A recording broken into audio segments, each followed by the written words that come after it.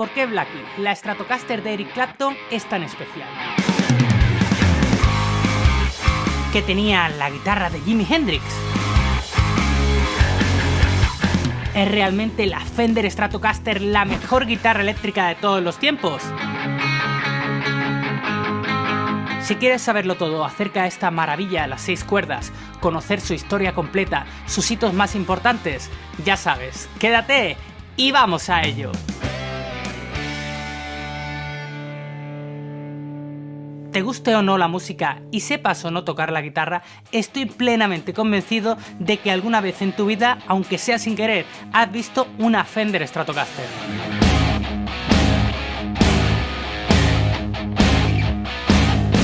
¿Y por qué estoy tan seguro? Pues porque la Strato es, si no la guitarra más popular de la historia, una de las más populares. Quizá alcanzada únicamente por la Les Paul, la Telecaster, la Gibson SG, pero ya está, deja de contar. Y aunque no la hayas visto, estoy seguro que has visto alguna de forma muy similar, ya que la Fender Stratocaster marcó un antes y después en la fabricación de guitarras eléctricas, y es uno de los modelos más copiados de la historia. Pero para llegar a saber por qué este modelo es tan importante, tenemos que viajar hacia atrás 60 años, concretamente a 1954. Por aquel entonces, y como ya sabrás si has visto el vídeo donde explico la batalla empresarial entre Fender y Gibson, Leo Fender lideraba en solitario el mercado de las guitarras eléctricas gracias a su modelo Telecaster.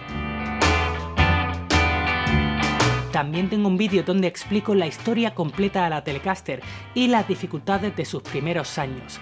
Ve a verlo, te va a encantar, te lo dejo por aquí abajo. Pero bueno, sigamos con la historia de la Stratocaster. Leo Fender era un luthier apasionado por su trabajo, tanto que para solucionar algunos de los problemas que había tenido la Telecaster, habló personalmente con varios guitarristas que la habían usado y les pidió consejos sobre cómo mejorar el modelo. Terminó llegando a la conclusión de que había que modificar la silueta de la guitarra para hacerla más ergonómica y de esa manera pues que se ajustara más al cuerpo humano. Otro de los cambios muy importantes que hizo fue añadir un segundo corte aquí, en el cuerpo. De esta manera la guitarra queda más compensada al colgarla. Esto es, bueno, añadir un segundo cutaway. Pero eso no fue todo. Además de la modificación del diseño del cuerpo, la Strato fue la primera guitarra de Fender en incluir 3 pastillas. Y eso es lo que realmente le da el sonido característico por el que ha pasado a la historia.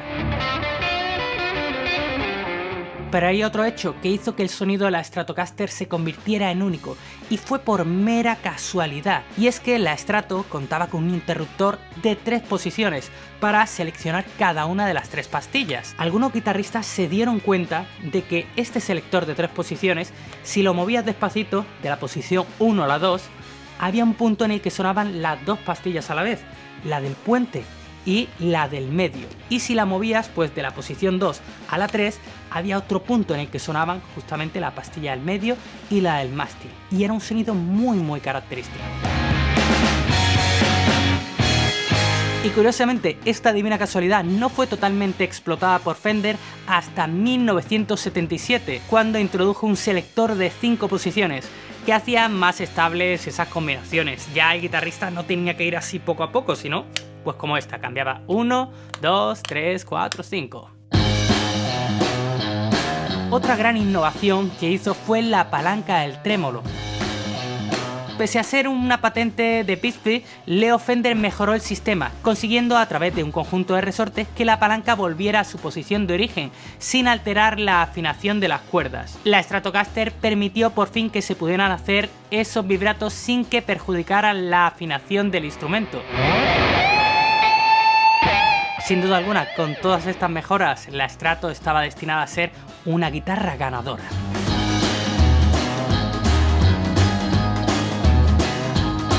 La Stratocaster salió al mercado por primera vez en 1954 y bueno, en aquel momento era un diseño algo futurista para la época, pero que gustó y mucho al público. En cuanto a los materiales, las primeras Stratos traían el cuerpo de fresno y el mástil de arce, con una sola pieza.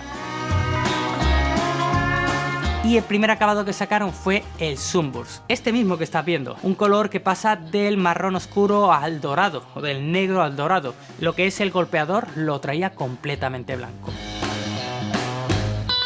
Ese fue el lanzamiento de la Stratocaster, así salió en 1954, pero tal como te he dicho, Leo Fender era un luthier muy apasionado y siempre estaba pensando en cómo mejorar, y eso le llevó a seguir perfeccionando poco a poco algunos elementos de la Strato, tanto en su forma como sus materiales. De esa manera, en 1955, con tan solo un año de vida, apareció una segunda versión de la Strato, más ligera y por tanto más fácil de tocar. 2 años después, en 1957, trabajaron en el mástil y dejaron de hacerlo en forma de U para que pasase a forma de V. De esa manera era más puntiagudo. Pero no quedaron conformes y en 1961 pasaron a dejarlo en forma de C, la forma que mantiene actualmente. Y la verdad, para mí es más cómodo. Pero bueno, volvamos a 1957.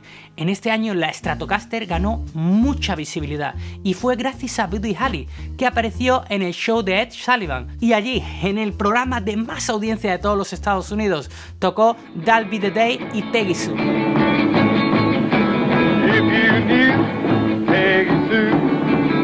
Pero además hubo otro hecho, que fue el nacimiento de un nuevo género musical, el surf rock, a principios de los 60.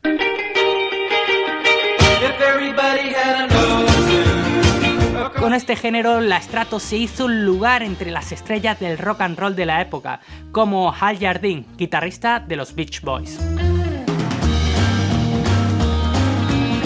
En 1959 se produjo otro cambio importante, ya que Fender comenzó a construir sus Stratocaster con diapasones de palo rosa, en lugar de arce, y los puntos pues pasaron de ser negro a ser de una masilla blanca.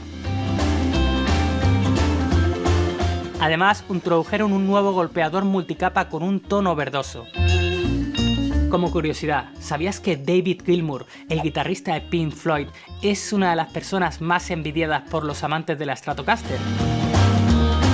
¿Qué por qué? Pues porque entre su colección de guitarras cuenta con la Fender Stratocaster 0001. Con este número podríamos pensar que es la primera Strato que se construyó, pero no. Según el experto George Grun, la Strato más antigua que se tiene en datos es la que tiene él en su tienda, que lleva por número el 0100 y data de abril de 1954, mientras que la de David Gilmour es de septiembre del mismo año. ¿Y cuál es la explicación de esto? Pues parece ser que por alguna razón que nadie entiende, Leo Fender empezó a numerar su creación a partir del número 100, mientras que el ejemplar que tiene David Gilmour estaba destinado a alguna exhibición.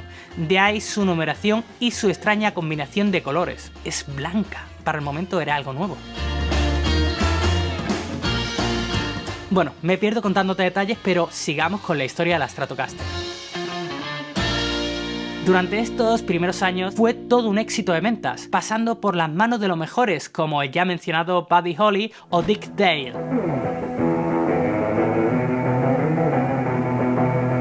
Se podría decir que la nueva creación de Leo Fender estaba en lo más alto. Aún así, en la historia de Fender hay algunos años negros, en que el éxito cosechado en los 50 y principios de los 60 se vino abajo. Así es, amigos, Fender tuvo su etapa oscura, los años en los cuales la compañía estuvo en manos de la gran corporación televisiva CBS. A raíz de la venta de la empresa en 1963, las Stratocaster sufrieron algunos cambios que horrorizaron a sus fans. Uno de ellos fue aumentar el clavijero y el logotipo. Esto era una estrategia de la CBS para que la guitarra fuera más reconocible y la marca en televisión, para que se notara que se estaba tocando con una auténtica Fender. Pero sin duda alguna, lo peor que pudo hacer CBS es abaratar costes, y eso hizo bajar mucho la calidad de las guitarras Fender. Incluso llegó a cambiar el tono por uno un poco más amarillento. Esto le permitía utilizar una madera más barata. También sustituyeron los puntos que tenía de arcilla el diapasón por otros de perloid, menos costosos, y el golpeador verdoso que se había introducido en 1959 cambió por otro de plástico, mucho más frágil y más propenso a romperse. ¿Y qué pasa cuando bajas la calidad de tus productos por abaratar costes? Pues que la gente deja de comprarlos y empieza a buscar las Stratocaster fabricadas entre 1954 y el 64, los años que estaba en manos de Leo Fender. La verdad que esta bajada de calidad podía haber acabado con Fender de un plumazo. Sin embargo, tuvieron un golpe de suerte. Sucedió algo que volvió a situar a la Stratocaster en el primer nivel. Fue en 1969, en el Festival de Woodstock. Allí tuvo lugar una de las actuaciones más recordadas de Jimi Hendrix, en la que aparecía tocando una Stratocaster blanca que había comprado el año antes. Lo curioso es que, como imagino que ya sabrás, Jimi Hendrix era zurdo, pero al no encontrar ninguna Stratocaster zurda, pues decidió simplemente darle la vuelta a la guitarra y cambiar la posición de las cuerdas, y tocar igualmente. Jimi siguió usando su Stratocaster blanca y de hecho llegó a convertirse en una de las más preciadas. Y aunque ya sabes que tenía la extraña costumbre de quemar literalmente su guitarra sobre el escenario, no lo hizo con esta Strato, que terminó regalándosela a su batería, Mitch Mitchell, en 1970. Ya me gustaría que me la hubiera regalado a mí. Pero bueno, después de esto, la Strato de Hendrix ha sido subastada en varias ocasiones. Ha llegado a convertirse en una de las guitarras más caras de la historia y se rumorea que su última venta alcanzó los 2 millones de euros. Por cierto, tengo un vídeo donde hablo de las guitarras más caras de la historia. Te dejo el enlace por aquí abajo. Pero bueno, aquí no acaba la aportación de Jimi Hendrix a la Stratocaster. Fue todo un referente para los guitarristas de la época y arrastró a otros muchos a que sustituyeran sus Les Pauls por Stratos. Uno de ellos fue precisamente su amigo Eric Clapton. Algo que sin duda no debió sentar muy bien a Gibson. Este cambio se produjo en 1970. Y fue muy enriquecedor para el mundo de la música, ya que de lo contrario nunca habríamos conocido a Blackie. Y no, por si lo estás pensando, Blackie no era el perro de Eric Clapton, era su guitarra, a la que llamaba así por su acabado negro, y que tiene una historia muy peculiar. Y es que Clapton, después de tener su primera Stratocaster, que la llamaba Brownie porque era marrón, se presentó un día en una tienda de guitarras de Tennessee y compró nada menos que 6 Stratos de los años 50, es decir, de las más valoradas. Las probó y 3 de ellas las repartió entre sus amigos. Una fue para George Harrison, otra para Pete Townshend y otra para Steve Winwood. ¿Y qué crees que hizo con las otras 3 Stratos que le sobraban? Pues que se las llevó a su luthier de confianza y le pidió que con las mejores partes de cada una de ellas ensamblara una nueva guitarra. Y así es como nació Blackie. Durante más de una década, Clapton llevó a su guitarra Blackie bajo el brazo, situando a Fender de nuevo en la cúspide.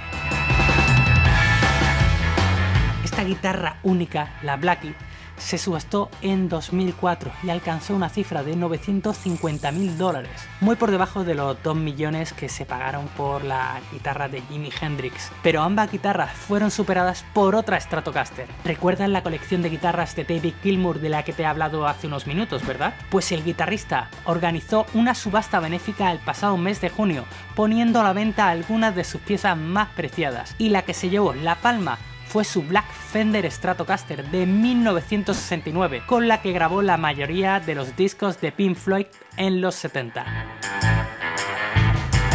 La guitarra se vendió nada más y nada menos que por casi $4 millones.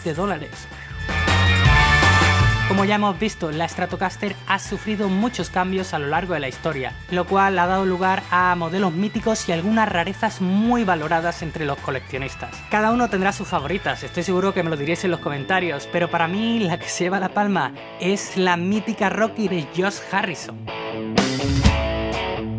Según cuenta el propio Harrison, en 1967, en plena época hippie, compró algunos botes de pintura y se pasó la noche entera pintando su guitarra. No sé qué habría tomado para eso, pero incluso sacó un esmalte de uña de Patty Boyd, la que era su mujer, para hacer los detalles del clavijero. El resultado, todo hay que decirlo, fue espectacular.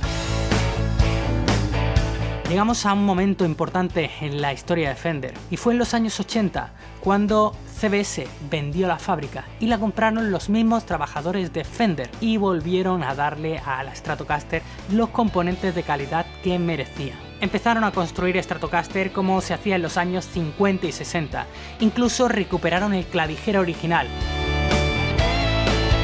De esta manera, la Stratocaster volvía a ser la guitarra que conquistó al mundo entero y que a día de hoy sigue haciéndolo.